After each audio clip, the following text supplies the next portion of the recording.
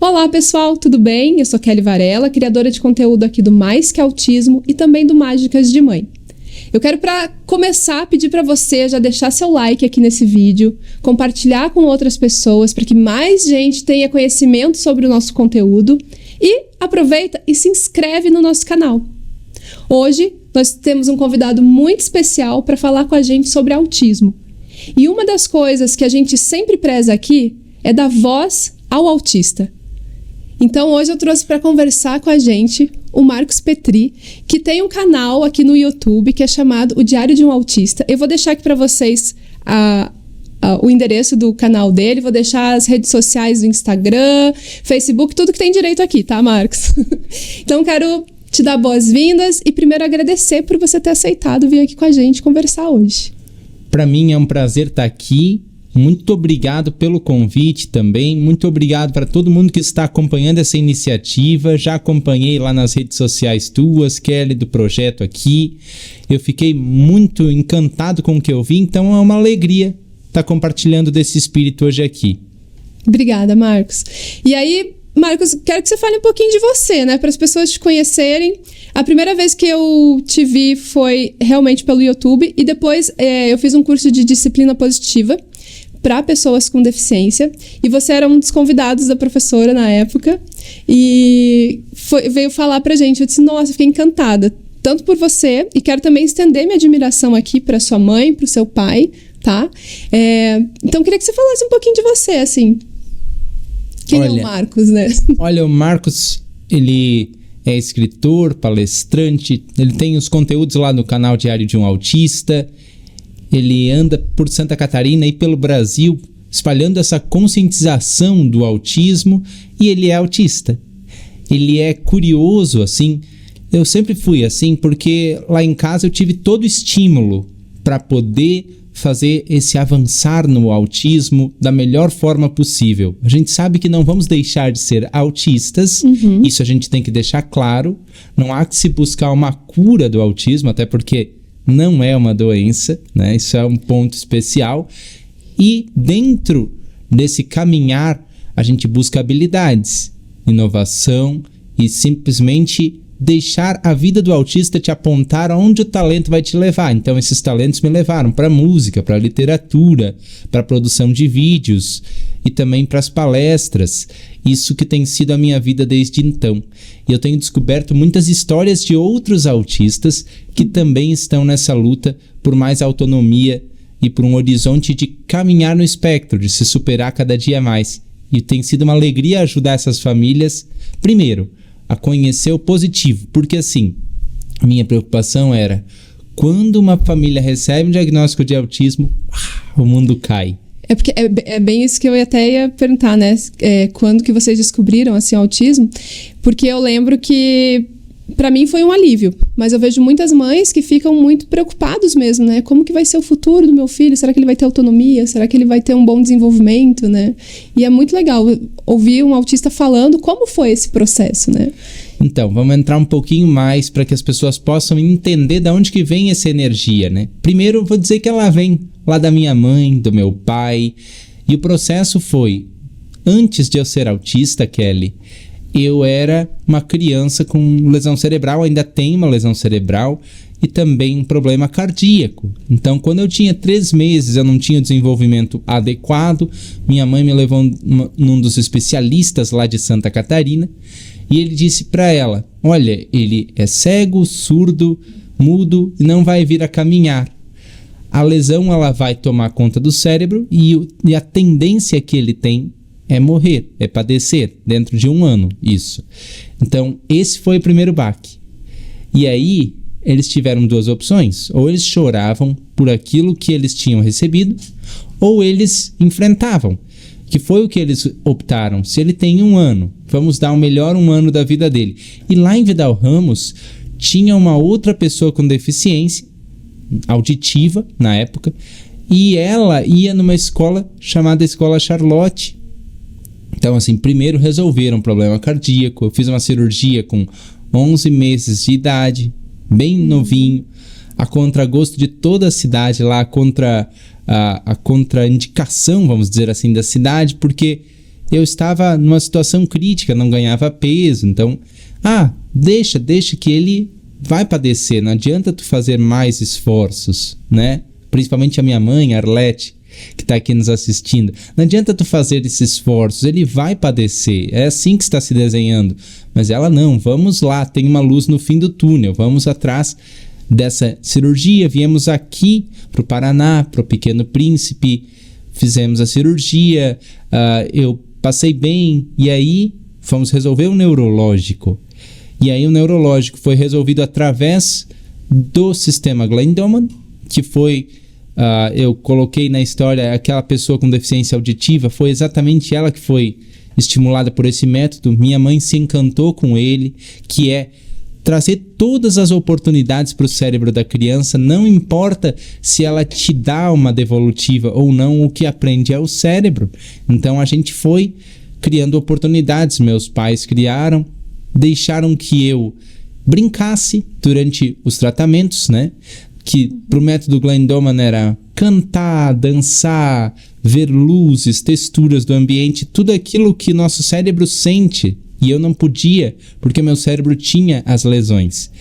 Depois, quando eu tinha lá por volta dos 7 anos de idade, que eu comecei a ter menos desses estímulos, ainda tinha, mas tinha bem menos, começaram a perceber algumas características. Eu não olhava nos olhos, eu me balançava assim, eu tinha dificuldade muito grande de ficar em filas, de copiar do quadro, e tudo aquilo foi associado à lesão cerebral. Então, minha mãe foi atrás de entender como que essa lesão cerebral agia, porque ela não podia ser só isso, e me pediu algumas dicas para a parte da pedagogia da escola. A psicopedagoga então disse: isto que ele está apresentando, pelo que eu estou estudando, ela estava na faculdade fazendo uma especialização de psicopedagogia, é autismo. Só que a gente tem que lembrar que quando eu tinha 7 anos, o que era o autismo? Era muito tatear no escuro, sabe?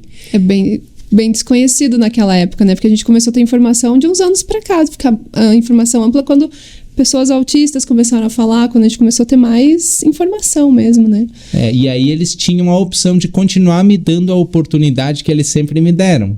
Sempre estimulando com som, luz, cheiro, descrição de contextos, para eu ir aprendendo da mesma forma que eu superei a lesão cerebral. Mas aí que veio o trunfo, né? Eles inconscientemente já fizeram muitos caminhares dentro do espectro sem saber.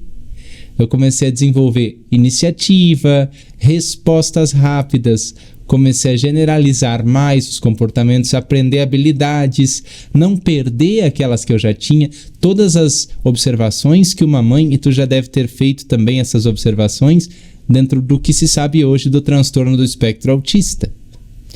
E Marcos, você, nessa época, quando seus pais descobriram, você começou a fazer terapias também? Fora de casa? Ou como que era a questão? Que daí a gente tá falando também de uma cidade que é menor, né? Que não sei como que era a questão de profissionais e tudo. E a gente tá falando também de outra época. De outra época todo também, esse arcabouço, né, de terapias que tem hoje. O TO, o físio, a fono, a terapia de ecoterapia, a hidroterapia, tudo isso não se tinha, não se começava nem a falar, né? E a gente falava muito, a gente brinca com isso até hoje, né? Marcos, quem foi o teu físio? Meu pai e minha mãe. Quem foi a fono? Meu pai e minha mãe. Quem foi o TO? Meu pai e minha mãe. Porque dentro desses estímulos que eu falava no começo, tinha muita questão de, por exemplo, pegar um espelho. Minha mãe falava algumas palavras. Olha, bola. Olha só o movimento que a minha boca faz. Agora traz o pai aqui pro espelho para ver que a boca dele também faz esse movimento, mas o timbre é diferente. E a gente sempre brincando, isso que se aproxima de uma terapia. Outra iniciativa, Marcos, as fotos da família, olha só o que é uma festa de aniversário, no que a gente tem que se concentrar, uma festa de fim de ano, de Natal, o que a gente tem que se concentrar, nomes de tudo que é ali dentro de casa. O faqueiro, o roupeiro, o assoalho do chão, tudo numa etiquetinha escrito para eu associar o nome e a imagem. Aí, Marcos, procura o assoalho para mãe. E aí eu rastejava na direção daquilo que estava escrito. Então tudo isso ressoa com terapias que existem hoje. Que tu vais encontrar isso talvez na TO, talvez um pouco na fono, na fisioterapeuta.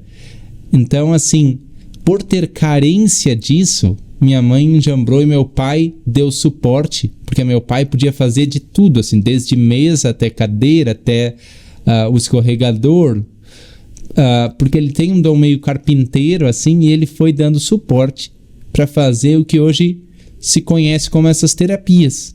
E tudo brincando. Eu gosto de ressaltar por quê? Porque nas buscas das terapias, o primeiro a ser olhado deve ser o bem-estar da criança.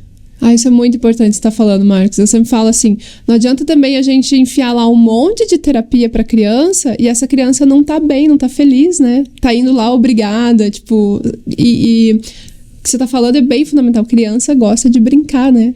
E aí tu falou uma verdade. Muitas mães e pais que vêm a mim dizem, meu filho faz 10 terapias.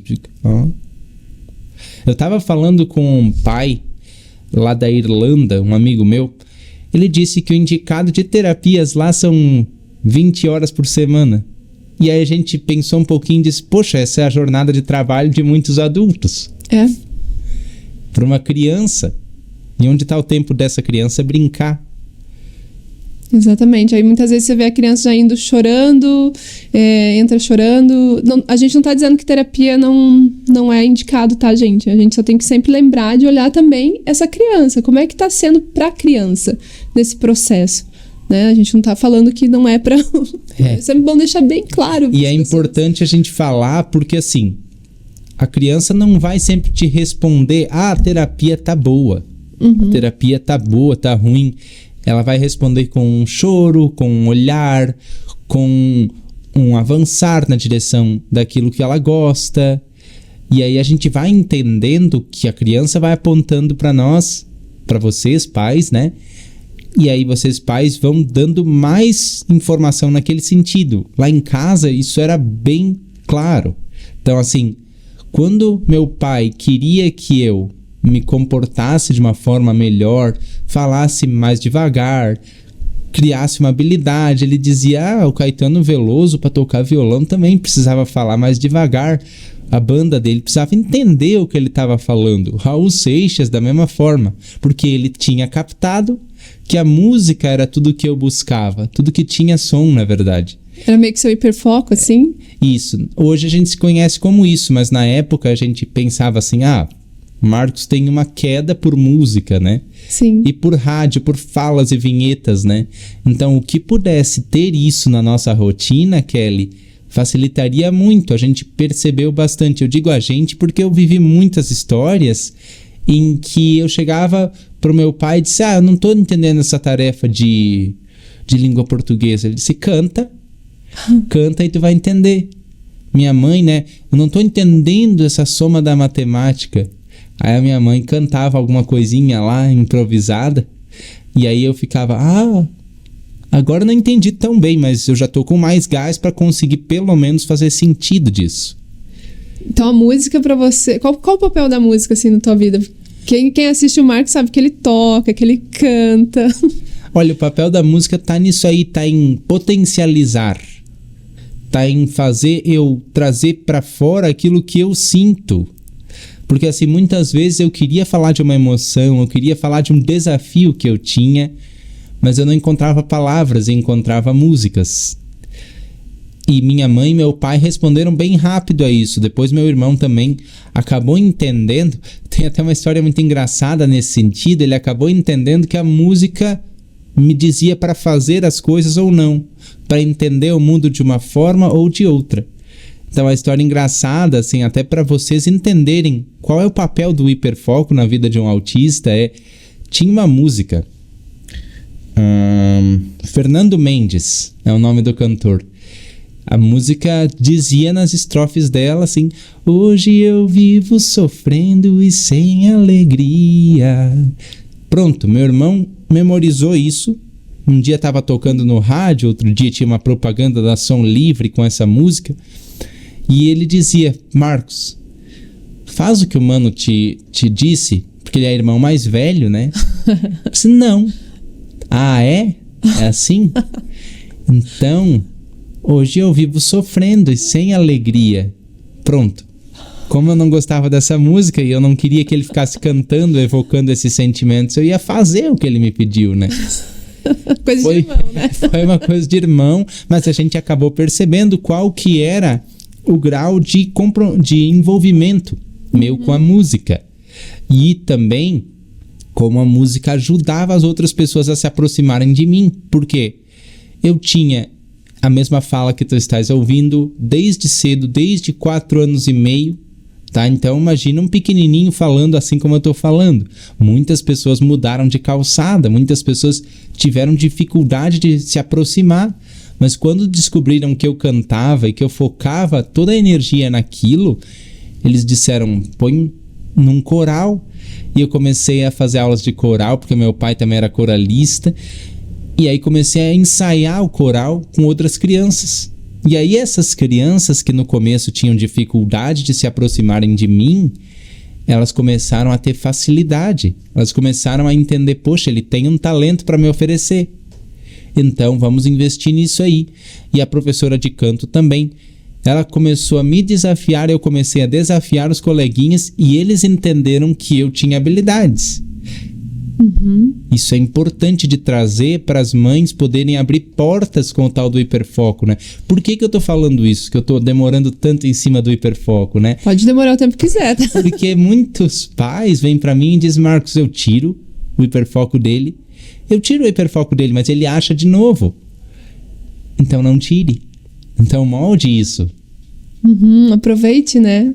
Aproveite para o hiperfoco serviu para você se comunicar, que é uma das questões no autismo, né? Questão da comunicação, da socialização, aproximou essas crianças, né? É que para mim sempre a questão da iniciativa foi um problema.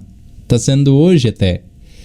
Que é a questão de, poxa, em que eu dou atenção primeiro?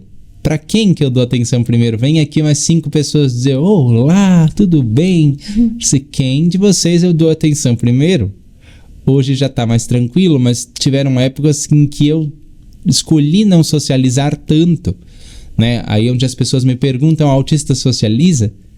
Socializa, mas muito menos. Com a música, eu pude ter essa socialização sem precisar ficar dando tanta satisfação para as outras pessoas, né?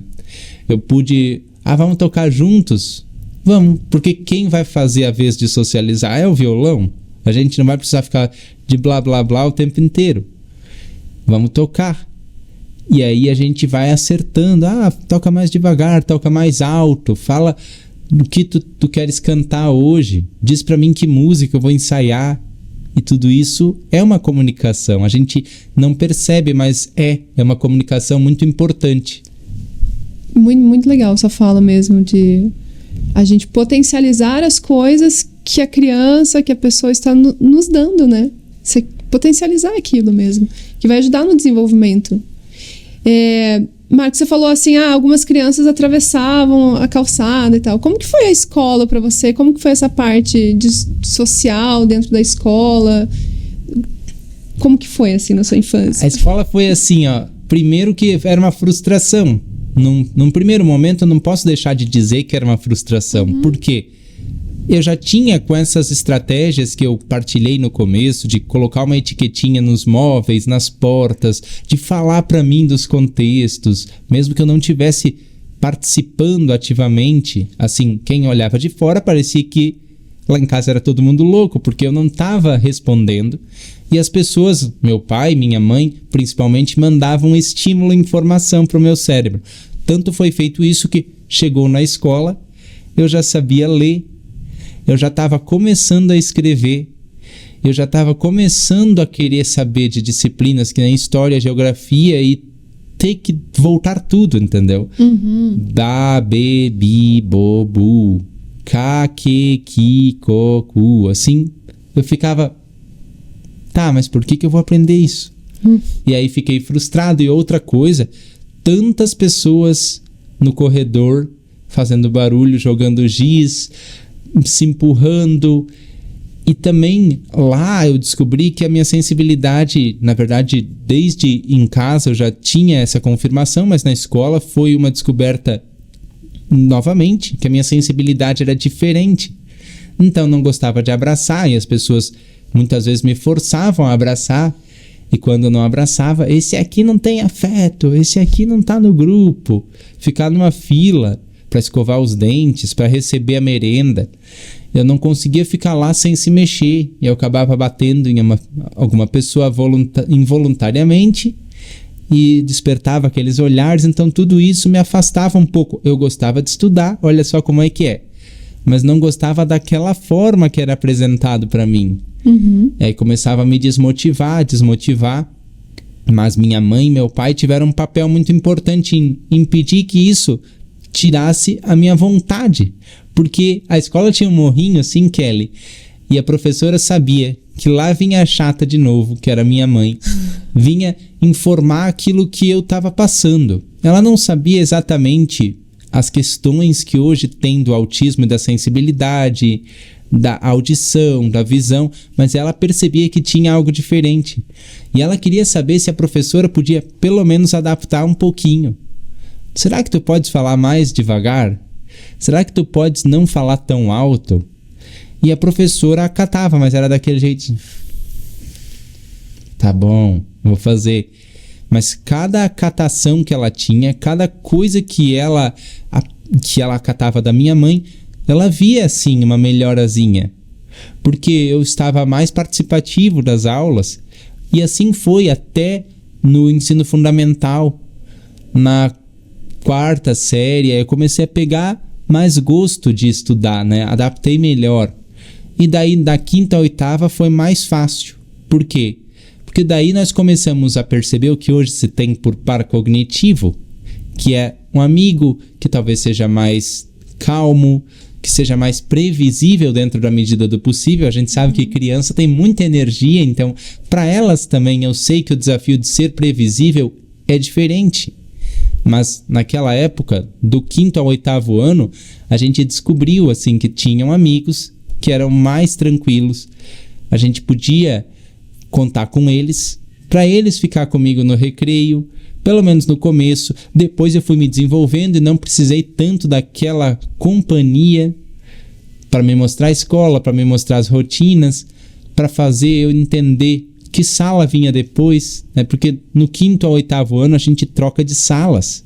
E no começo foi frustrante e estressante para mim.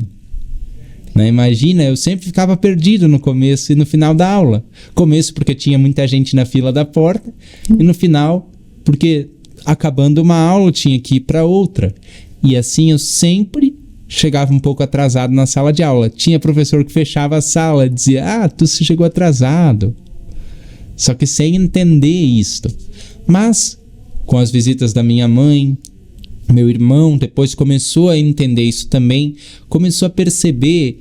Ele ia 2 séries na minha frente, ele começou a perceber: o Marcos tem algumas características diferentes, professora. As professoras eram as mesmas, às vezes elas revezavam a série, então dá uma olhadinha.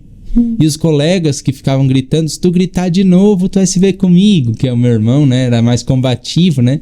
Se tu gritar na orelha dele de novo, tu vai se ver comigo e tal. O zelador teve que parar ele algumas vezes, mas tudo bem. Foi pro nosso aprendizado. E assim eu fui. No fim das contas, a escola foi um tempo bom, porque eu consegui ter felicidade lá. Se não no começo, mas pelo menos assim, do 5º ao 8º ano, e até no 4º ano eu percebo que eu tive uma melhora grande no aproveitamento. Isso é muito legal, é muito bom de ouvir, assim. E a família acaba realmente, né? Você falou isso, é bem a minha filha, assim. Algumas vezes ela foi na sala pra falar com a professora do meu filho, sabe? Professora, porque ele não tá conseguindo, não sei o quê. Tipo, ela 2 anos também a mais, assim, né? Então eu vejo que a família toda se envolve mesmo. E Marcos, quando que você se entendeu como autista, assim? Que foi logo? Eu te pergunto isso porque muitas crianças nesse processo demoram, né? Tipo, demora pra você... Não, eu sou autista, mas o que quer dizer ser autista, né? Como que você foi encarando isso, assim? Foi de uma forma bem natural. Porque meu pai e minha mãe estavam querendo pesquisar sobre isso. E eu vi que muitas vezes eles iam na internet de escada lenta. A gente tinha que fazer um sorteio, uma roleta russa, assim, pra ver se alguém não tava querendo ligar lá pra casa, porque a gente sabe que na discada, quem é mais novo não vai saber o que é isso, mas imagina a tua linha de telefone ficar bloqueada, e muitas vezes estava, porque tarde da noite, para aproveitar que paga um pulso só, né, domingos, a gente estava pesquisando sobre autismo e eu via que tinha pouca informação nesse sentido, o que tinha era científico demais. Teve uma época então que a gente largou as pesquisas e começou, como eu falei, para te dar oportunidades, mas aí não mais focado na lesão, mas no autismo. E o comportamento que ia aparecendo, a gente tentava entender. E a minha mãe percebeu que eu era bastante eloquente, como eu sou, e ela ia: Marcos, por que ficar numa fila é ruim para ti? Muitas vezes eu não sabia explicar, mas outras sim, tinha pouco espaço para eu me mexer. Tivemos sim as adaptações. Minha mãe queria que eu não me mexesse tanto. Aí ela dizia: para de se mexer tanto. Até que chegou um momento em que eu disse: se tu pede para eu não me mexer, é igualzinho eu pedir para ti não pensar. Não pensa, só responde. E a gente sabe que não existe esse negócio de não pensa. Como é que tu vai responder sem pensar? Só que vocês, neurotípicos, conseguem pensar parado. Se precisar mexer, mexe aqui a unha, rói, bate o pé lá embaixo da mesa, mas o autista precisa de movimentos maiores. A gente foi descobrindo isso. Isso foi fazendo parte do jeito como eu sou. E aí, nós fomos convencendo algumas pessoas que era um jeito diferente de ser, de pensar, de viver. E o mundo é o mesmo. Isso é importante a gente falar, tá? Porque, assim, as pessoas dizem o mundo do autismo. Mas espera aí. Esse mundo não é o mesmo. O mesmo mundo. A gente tem que adaptar uma coisa ali, outra aqui, como a gente descobriu. Mas a vivência é a mesma. E quando a gente falou disso, a gente começou a perceber, poxa, tem muito campo para explorar. Foi quando eu peguei uma câmerazinha bem pequenininha e comecei lá o Diário de um Autista.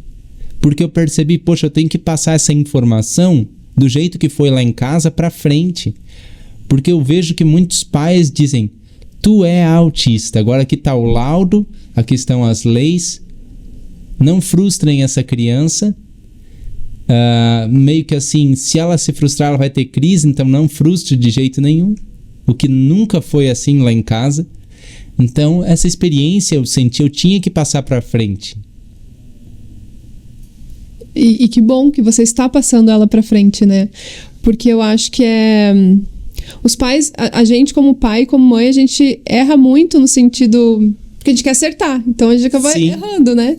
E aí quando a gente tem outros modelos além dos nossos, que já foram aplicados por pais e que deram resultado, porque a gente também não pode esquecer, né, Marcos, cada autista vai ser de uma forma, vai ter uma reação, às vezes para você a luz hoje já está tranquilo, para o outro ainda não está, então as questões sensoriais, as questões de comunicação e tudo mais, é diferente de um para o outro, né? Mas a gente ouvir essas falas diferentes faz com que a gente escolha um caminho mais acertado, eu digo assim, né? Que aí você vai, tem outras opções, não só aquela que eu achava, né? Exatamente. Isso aí é importante da gente frisar, porque assim, tu tocou bem, cada autista é diferente. Quantas vezes que lá em casa as pessoas diziam: mas pro Marcos é fácil fazer essa fala, né? Meu filho não fala ainda, só que pra mim é fácil a fala, mas é difícil a iniciativa. Uhum. Então, assim, ainda há uma batalha. E os modelos de ação, eles estão aí não para tu copiar ipsis literis, mas para tu ter uma inspiração. É isso que eu sinto que eu sou hoje para as pessoas, né? E é importante. Não copie tudo que eu fiz. Talvez não seja a tua vida, o teu ritmo, né? Mas se tiver alguma ideia que eu puder te dar e puder fazer parte, servir para o teu repertório, que bom. Eu fico muito feliz. Que bom mesmo. Ô Marcos, e no caminho, assim, você encontrou muitas pessoas preconceituosas, capacitistas? Sim. E aí eu pude entender um pouquinho por que o preconceito ele existe. Porque assim, a gente veio de uma época em que lá na minha cidade, por ser pequena e não ter recursos, quando um pai descobria que o filho era não só autista, mas tinha deficiência, ele fechava dentro de casa. E nós tínhamos por muito tempo a ideia de que a pessoa com deficiência, ela vai ser estimulada, ela vai ficar inteligente, vai ficar mais sagaz, né? Mais desenvolvida, e o pai e a mãe não vão ter pique para conviver com essa criança. Então o que acabava acontecendo é que o pai e a mãe queriam manter o aposento dessa pessoa. O BPC, né, o LOAS e todos os outros benefícios e auxílios que existem, que são importantes para muitas realidades. A gente não pode dizer descarta isso, eu acho que é errado também, mas a gente dar a oportunidade para a pessoa com deficiência poder superar. Então, eu vinha de uma realidade em que não tinha essa oportunidade, as pessoas me viam, ou eu não era autista, para muitas delas, porque eu tinha que ficar dentro de casa, ou então eu era muito julgado por uma coisinha mínima, assim. O Marcos está aqui, ó, ele consegue se enturmar, ele consegue cantar várias músicas, mas ele manca. Né? Geralmente eu tenho um pouquinho de dificuldade com a minha perna, né? Em vez de tentar superar o obstáculo, muita gente que eu encontrei botava o obstáculo na minha conta para dizer, ele não pode socializar por causa disso aqui, ó, pequenininho. Mas ele manca, mas ele não consegue falar baixinho o tempo inteiro, ele fala alto às vezes. Como eu me empolgo, às vezes eu falo alto, hoje não tanto, mas falava mais alto. E isso muitas vezes para muitas pessoas era impeditivo para eu socializar. E quanto ao capacitismo, assim, vem com aquela história, né? Ai, Arlete, ai, Orlando, que cruz, né? Tadinho. Né? A minha mãe não gosta dessa palavra, ela tá ali se remexendo. A palavra tadinho tinha que ser tirada do dicionário para ela, mas não vai ser tirada, a gente vai passar por cima disso. Então, esse tipo de capacitismo e preconceito que eu encontrei, mas também tinha o preconceito de não saber. Que a gente não pode misturar com o capacitismo e com o dedo em riste. A gente tem que tomar também, como influenciadores, como ativistas, esse cuidado, na minha opinião. Não sei o que tu pensas a respeito, mas assim, muitos vovós dizem, Marcos, esse problema de autismo, na verdade, é porque eles não tiveram essa visão, essa oportunidade de olhar para o autismo não como um problema, mas como uma característica. Mas é porque na época deles não se tinha um entendimento. Aí sim, aí eu mostro que não é problema, mas eles por costume vão dizer, mas esse problema, e tá tranquilo. Não sei o que tu pensas com esse respeito. Talvez outras épocas, né? Então, eu acho que é questão de informação, mas a gente tem que... Bem isso, tem pessoas que falam porque elas desconhecem. Sim. E elas não têm informação sobre aquilo. E não é por maldade, eu vejo. É por falta de, realmente, conhecimento. E aí, cabe a nós, eu acho que explicar, mostrar como que realmente funciona. E aquilo que você falou antes, eu sempre pensei dessa forma, assim, Marcos, que é uma forma de ser e de pensar diferente. É isso. E todos realmente vivem no mesmo mundo, né? Então, aquela pessoa está muito acostumada a pensar daquele jeito, porque ela foi educada daquela maneira. Imagina, a gente está falando, né, de outras gerações, assim. Então, quando vem algo que ela não conhece, ela estranha, né? A primeira reação é você falar com base no que você tem de conhecimento. Então, a gente tem que levar novos conhecimentos para essas pessoas. Exatamente. E vai ser lento. Isso é uma coisa que a gente precisa pôr em mente. Porque às vezes as pessoas se abrem, às vezes não. Se abrem para alguns pontos, mas para outros não. Né? Tem gente que eu, com 30 anos, diz, ai, anjinho. E até digo, não. Eu tenho 30 anos. Até dou um grave na voz assim pra pessoa lembrar, opa, tô falando com um homem, não com um menino. Isso tem também, que é um outro tipo de capacitismo, mas que também a gente vai pouco a pouco né? Mudando as expectativas e mudando o que as pessoas entendem por autismo, né? Mudando a ideia de que é autismo infantil. A gente sabe que a maior parte do aparato hoje está para as crianças. A gente não pode negar isso, a gente não pode desmerecer isso. Mas o autista infantil vai virar um autista adulto. Eu até ia perguntar, né? Como que é o autista quando cresce, né? Porque isso é bem importante. A pessoa nasce autista, ela vai ser uma criança autista, adulto, idoso. Não vai deixar de ser autista, como a gente falou no começo. Mas eu percebo, até acho que nos últimos 5 anos tem se tido mais o olhar voltado para o autista adulto, mas ainda é difícil você achar profissionais que entendam do autismo em adultos, sabe? Como que é, assim, essa questão, né? Tipo, o autista criança cresce. Tem que lembrar disso. A primeira questão que vem é nas expectativas em torno de ti, porque a criança, ela não tem tanta expectativa. A expectativa que eu digo é assim, ó, case, tenha filhos, tenha uma casa, tenha um carro, seja bem sucedido. Não, a criança não tem isso, ela brinca, ela pode fazer com que a sua fantasia seja dada vazão para ela, mas o autista adulto, ele tem essas expectativas dos outros adultos. Marcos, e aí?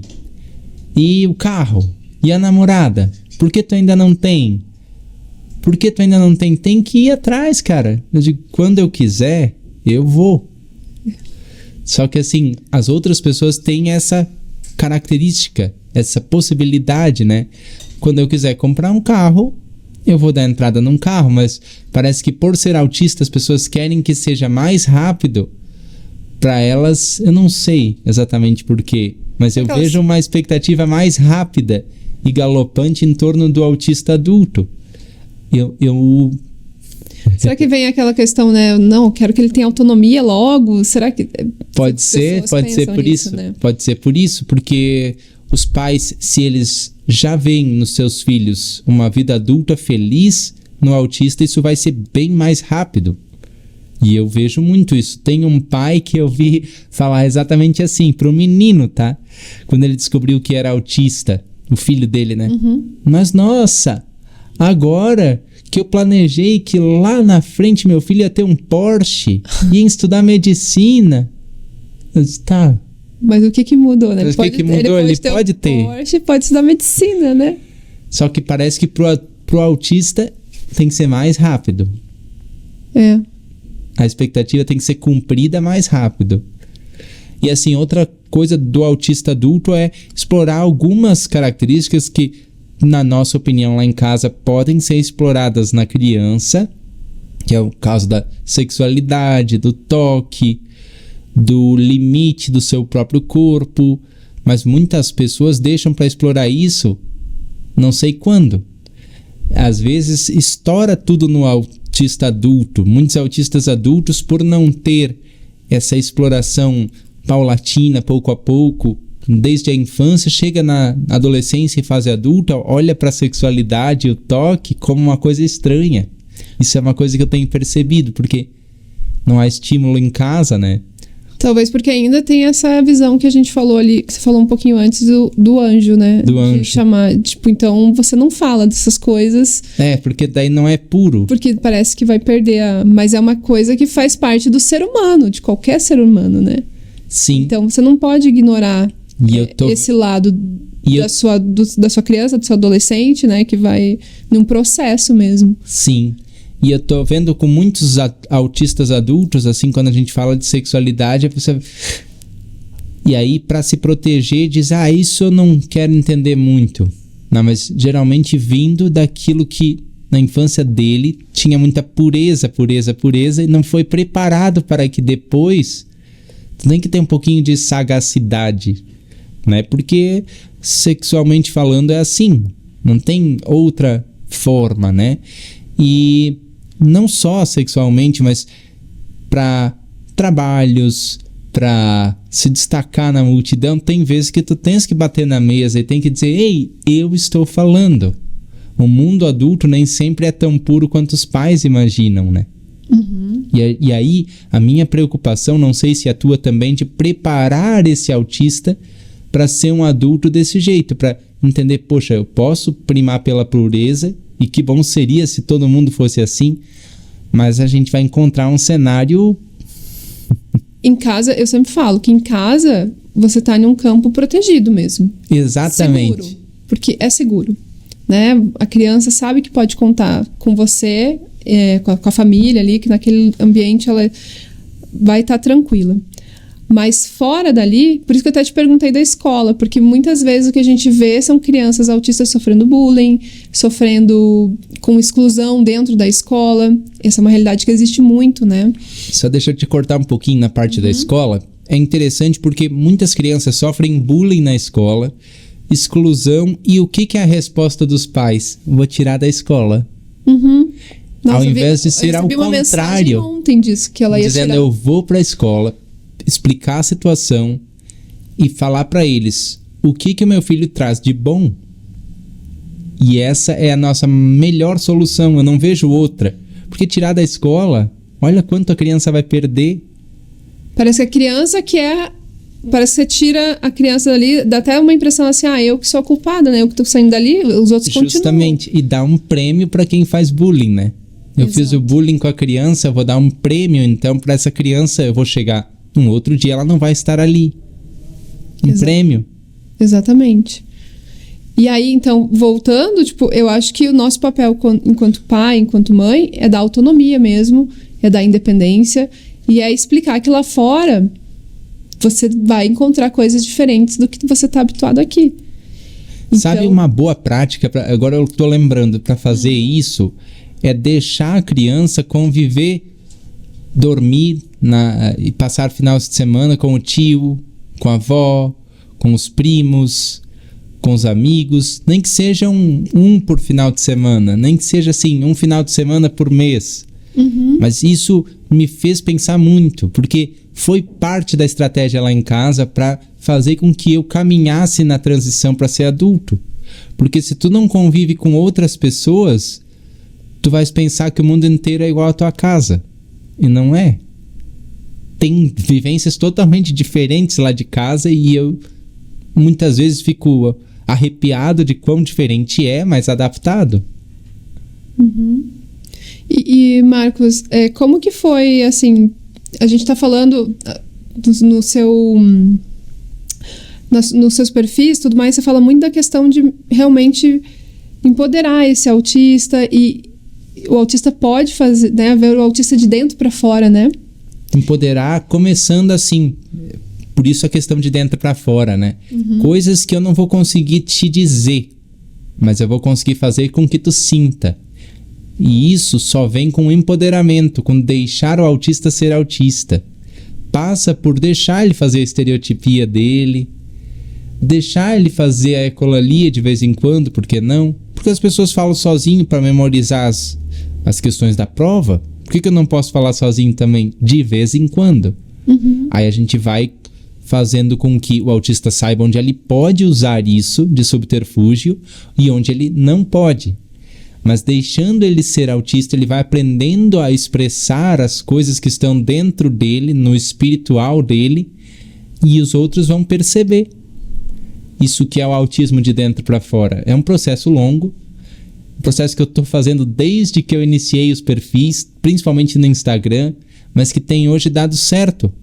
Hoje muitos pais vêm para mim e dizem, é verdade, né? A pessoa vai apontar o dedo pro meu filho, mas daí ele tá se balançando, ele tá feliz, ele tá pensando as ideias dele.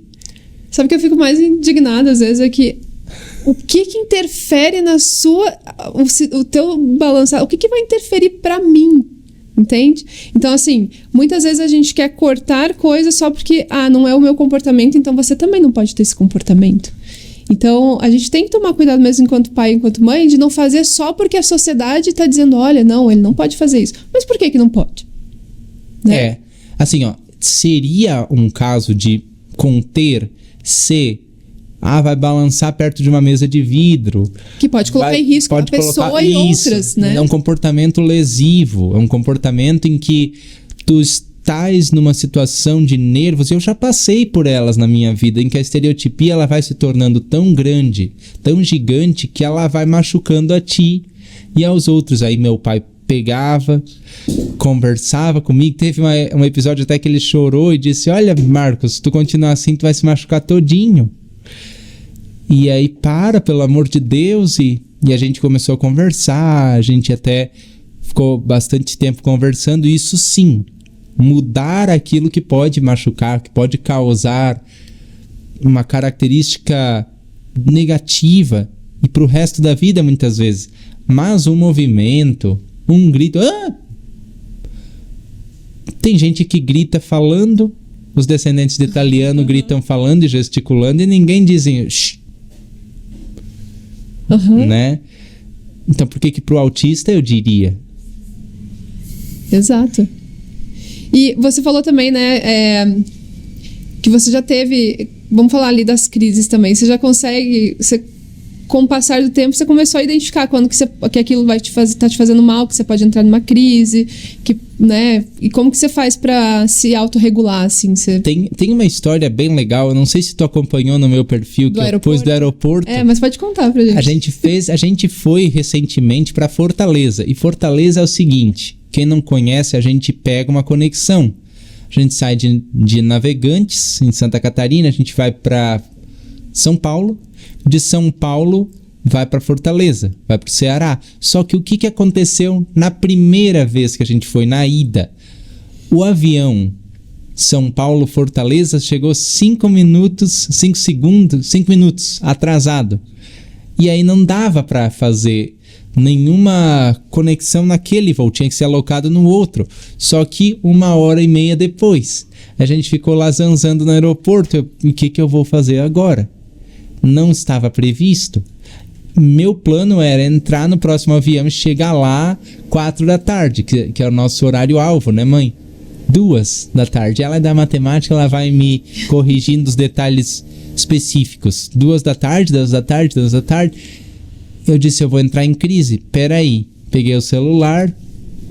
Vamos escutar documentários de música. E eu escutei fazendo assim, empolgado e um pouco angustiado. Escutei. Vamos almoçar então. Peguei aquela imensidão do aeroporto lá de São Paulo, lá em Congonhas. E aí eu fui assim, tem que ter algum subterfúgio para eu fazer depois ou antes. O que eu vou fazer antes? Olhar para as lojas, que eu até escrevi lá no texto. Olhar, ler letreiro, falar sozinho. Daí que as outras pessoas vão dizer que A, que B, mas eu tô me acalmando. E aí, depois eu sentei lá nos bancos, fiquei vendo documentários de música, fiquei lendo notícias sobre músicos e músicas e passou. E hoje eu sei que quando vem uma crise, eu tenho o celular aqui e eu tenho a possibilidade de dar uma voltinha ao redor e ver o que tem no exterior desse prédio ou de outro lugar, né? Ou de ir falando para ti mesmo, né? Porque nem sempre o que causa a crise é a imprevisibilidade, às vezes é uma luz. Às vezes eu falo com os contratantes de eventos e baixa a luz para mim, não tem nenhuma coisa errada nisso, porque o Tim Maia vivia dizendo, dá grave, dá agudo, grave ao som. E se o Tim Maia fazia, vou fazer também, de vez em quando, claro. Eu treino para não precisar. Mas, e se precisar, eu sei o que fazer e eu sei o que pedir do outro também. Diminui a luz, fala mais baixo, não faz tantos gestos, porque isso está me irritando, isso está acabando com o meu poder de processamento sensorial. Só que, graças a Deus, a vez do aeroporto foi uma das únicas. E outra vez foi aqui na Serra de Curitiba também, que a gente era para chegar aqui em questão de 7 horas? Normalmente lá de Santa Catarina para cá, a gente chegou em 11. Nossa, porque ficamos trancados aqui na Serra de Curitiba. Aquela vez, de novo, celular, livros, que eu sempre ando com um livro no carro, né? Porque se der alguma coisa, né? Então é saber quando a crise vai chegar, como é que tu podes se regular perante essa crise, e não é um processo fácil. É um processo fácil agora, mas quantas vezes que eu joguei cadeira na parede, que eu gritei, que eu mordi a mim mesmo, porque a crise veio. Só que aí o que é importante para o pai saber é olhar para trás e ver assim, qual alternativa tu tinha antes? Mordia? Gritava? E se tu, em vez de se morder esse patinho de borracha, morder essa almofada, morder essa coxinha com toda a força, né? No caso de se bater, como uma mãe veio me dizer, meu filho batia nas paredes quando tinha princípios de crise, para se acalmar, a gente pegou um saco de boxe. Aí tu pode bater aqui com toda tranquilidade, mas não nos móveis, não nas paredes. Eu acho que vem de autoconhecimento também, né? Você vai se conhecendo, você vai entendendo, essa luz não tá legal, logo eu vou ter alguma coisa. Então baixa, realmente baixa. E também, Marcos, de a gente ter esse poder de saber dizer, eu não gosto disso, isso não faz bem pra mim. Se colocar mesmo, falar mesmo, né? Dizer o que você tá sentindo. Sim, com certeza. E não se preocupar tanto com a opinião dos outros, né? Mas ele devia ficar nas baladas, né? Os meus amigos têm as baladas e coisa. Quando eram mais novos, mais, né? Por que o Marcos nunca vai lá, dar uma chegada nas meninas, na balada e tal? Eu digo, olha, se eu for chegar numa moça e dizer, vamos marcar um café, pra mim é assim, né? Sim. Teve uma mocinha que eu tô conversando agora que a gente se aproximou num clima assim mais parecido. Não era uma balada, mas era mais parecido como se fosse. Mas se eu fosse pra chegar, vamos tomar um café? É o meu jeito, né? Pra eu evitar tantas luzes, tantas coisas pra fazer ao mesmo tempo e curtir o papo, né? Conhecer a pessoa, né? E pra mim tá tudo bem. E hoje, com tanta insistência que eu tenho nesse método, as pessoas começam a olhar e dizer, tá tudo bem mesmo.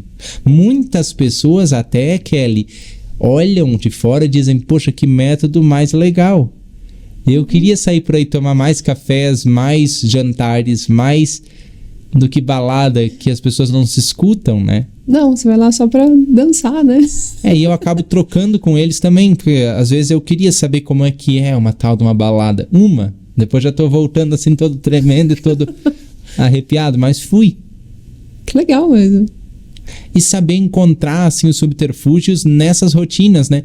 Eu vou no banheiro mais. Eu vou no banheiro não pra fazer as necessidades, mas pra fazer assim, ó, os balanços, pra espairecer um pouquinho de tanta luz, som, toques de pessoas, e tá tudo bem.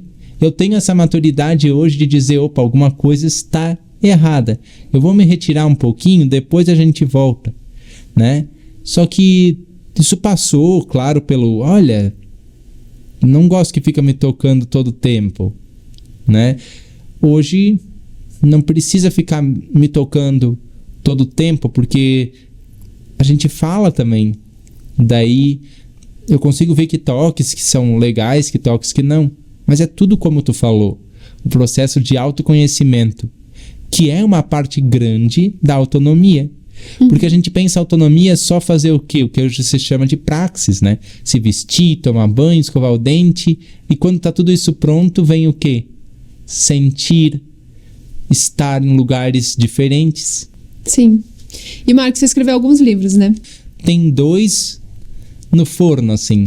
Mais 2. Mais 2 que, se Deus quiser, vão sair próximo, daqui a pouquinho. Se Deus quiser, vai dar tudo certo e vão estar na praça. A gente vai deixar também aqui no link de descrição todos os lugares que a gente pode comprar seus livros, que os pais podem comprar, que os autistas podem comprar, né? Que legal. E aí a gente está chegando já ao final do nosso podcast de hoje, e eu queria que você deixasse uma mensagem final aí para os pais e para os autistas, para todo mundo, na verdade, né? Não só para as pessoas atípicas, assim. Olha, Kelly, eu vou fazer a mesma mensagem que a minha mãe deixa para mães, para pais, e eu diria até para os próprios autistas. Ter paciência, paciência e paciência. Paciência consigo mesmo, paciência com outras pessoas, paciência com seus filhos, né? A minha mãe dizia para mim: Marcos, eu te falei isso 182 vezes. Eu digo: fala mais uma então, não desista de mim. E até hoje ela tá lá, ó, com um sorrisinho, porque é assim. A vida vai acontecendo e a gente vai discernindo a vida, mas com paciência. E outra, não se compare com outra pessoa. O que eu lutei talvez ninguém saiba. Talvez poucas pessoas, né, saibam. O que vocês lutaram talvez eu não saiba. Então, assim, se eu te ofereço algo de bom, internaliza e faz como tu interpretas. Isso que é uma coisa que ajudou muito no meu desenvolvimento. A autonomia do Marcos não é igual a do Bruno. A autonomia do meu irmão, né? Porque a gente não é 100% autônomo. Isso é outra mensagenzinha que eu queria deixar. Quem é 100% autônomo? Ninguém. Então, creia nisso. Seu filho vai saber se virar quando não for autônomo.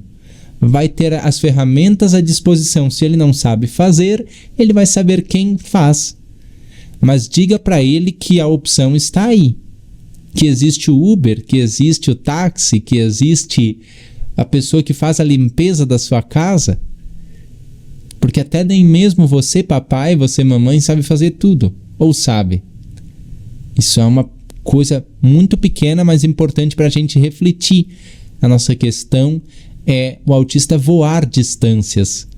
Mas ele vai voar se ele saber o que ele é bom e o que ele não é tão bom assim. Para ser completado pelos talentos de outras pessoas. Essa é a mensagem. Obrigada, Marcos. Obrigada mesmo por ter vindo aqui, disponibilizado um pouquinho do seu tempo. Sigam o Marcos nas redes sociais, tá? Todas estão aqui na descrição, gente. E curtam esse vídeo, compartilhem com outras pessoas, porque esse conteúdo é super rico e deve ser compartilhado sim, tá? Se inscrevam no nosso canal, se inscrevam no canal do Marcos. E eu quero agradecer muito para quem estava aqui com a gente. Semana que vem tem mais um podcast. Beijo grande, gente, e até a próxima. Tchau, pessoal. Até a próxima. Tchau.